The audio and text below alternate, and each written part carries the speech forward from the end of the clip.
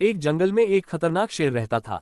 जंगल के सारे जानवर शेर से डरते थे क्योंकि जो भी शेर के रास्ते में आता था शेर उसको मार देता था।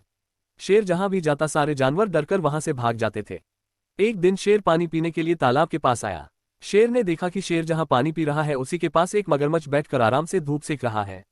शेर को यह बात अच्छी नहीं लगी कि कोई उसके सामने इतना निर्भीक होकर आराम करे। शेर मगर से बोला, क्यों रे मगरमच्छ, तुझे दिखलाई नहीं देता क्या? यहाँ जंगल का राजा पानी पी रहा है और तू मेरे पास में बैठ लेटा हुआ है और आराम से धूप सेक रहा है।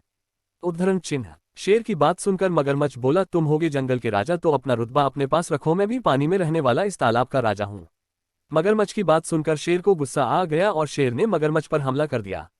उस समय मगरमच्छ जमीन पर था इसलिए शेर ने मगरमच्छ को बुरी तरह तरह से घायल कर दिया और मगरम ने किसी तरह तालाब में घुसकर अपनी जान बचाई। शेर के द्वारा की गई इस बेइज्जती से मगरमच्छ को बहुत गुस्सा आया और मगरमच्छ भी किसी तरह से शेर से अपना बदला लेना चाहता था। एक दिन शेर को जंगल में किसी दूसरी जगह पर जाना था। जंगल के उस हिस्से तक जाने के लिए तालाब को पार करना पड़ता था। शेर बड़े ही आराम से तालाब पार कर रहा था, तभी मगरमच्छ ने शेर शरीर को देख लिया। मगर शेर से अपना बदला लेना चाहता था इसीलिए मगर ने शेर पर हमला कर दिया। इस बार लड़ाई पानी के अंदर थी इसीलिए मगरमच्छ ने शेर को बुरी तरह से घायल कर दिया।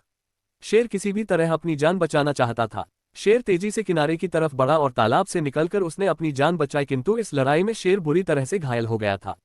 शेर को भी समझ में आ गया था कि पानी में रहकर कभी भी मगरमच्छ से बैर नहीं करना चाहिए।